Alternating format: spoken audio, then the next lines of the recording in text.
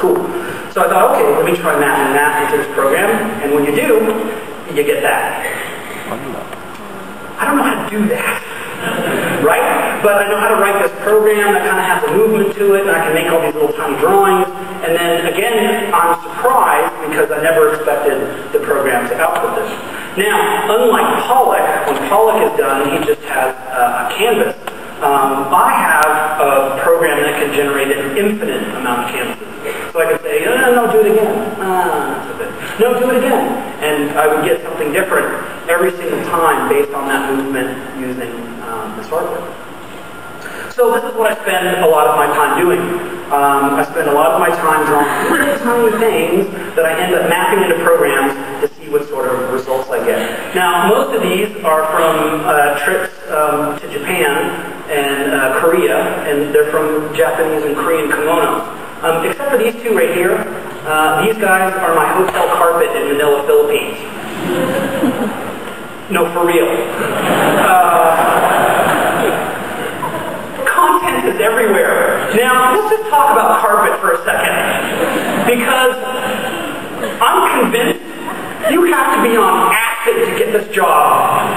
You know, and I imagine the job interview goes something like this. Are you a designer? Yes. Are you on acid? Yes. You've got the job. Because not only true, it's true. Hotel carpet has been a wonderful array of inspiration for me over the years. No, truly. And just, if we could just talk about that. That was my carpet in my hotel room in Korea, and I wanted to throw up every single morning I woke up. I was like, whoa! Whoa! What the fuck? Don't touch the red, it's lava! Whoa! But, hello!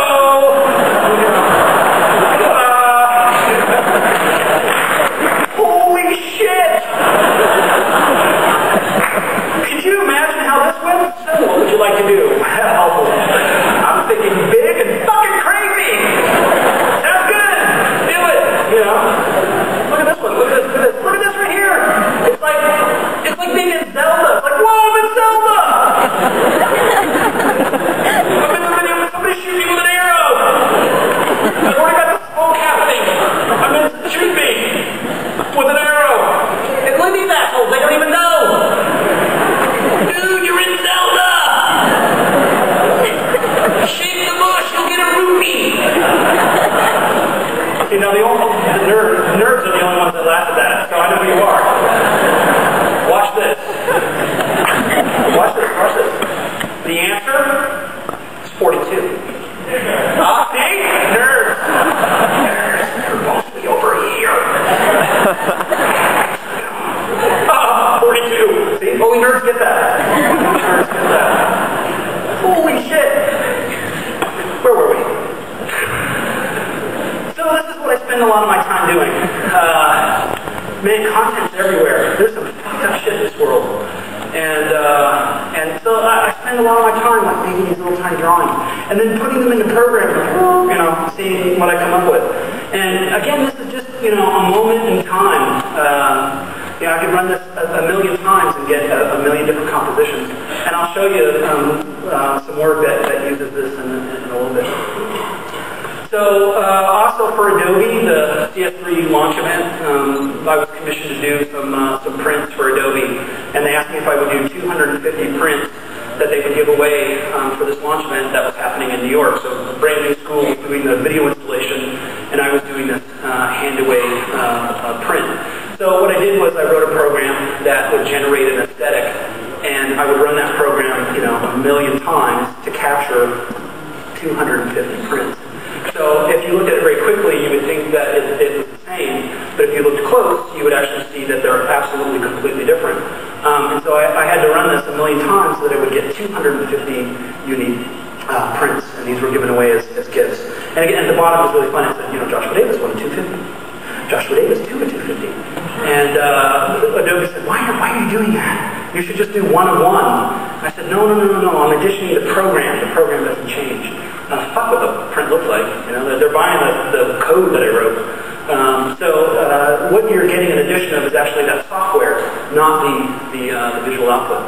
So somewhere there are 250 unique pieces of this print. So occasionally I get to do client work. I'm a very small studio. We're only 4 people, 2 in New York and 2 in Chicago.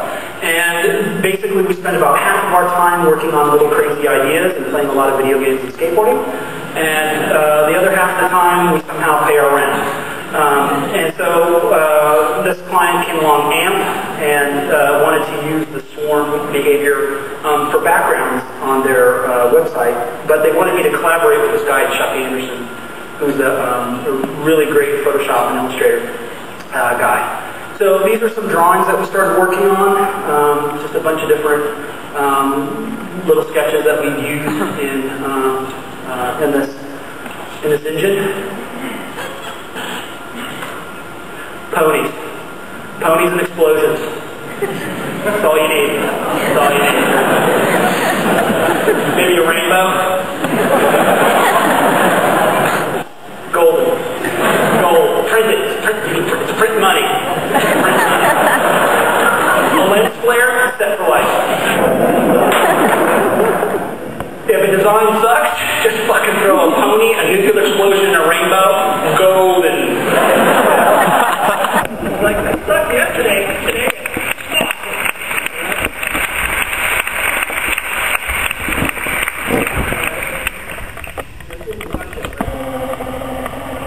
Here's some of Chuck's boys. This is kind of pretty well known for it.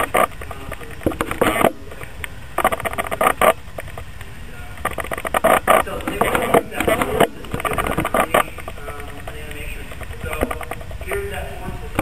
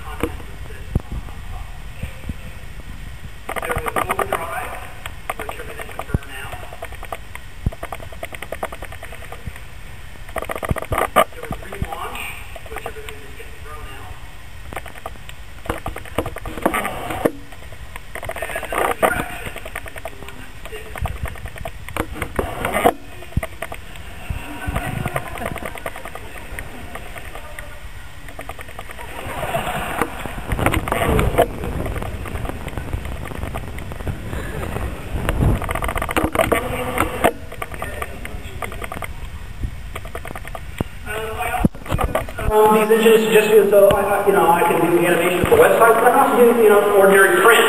So here was a band in New York that asked me to do their album cover.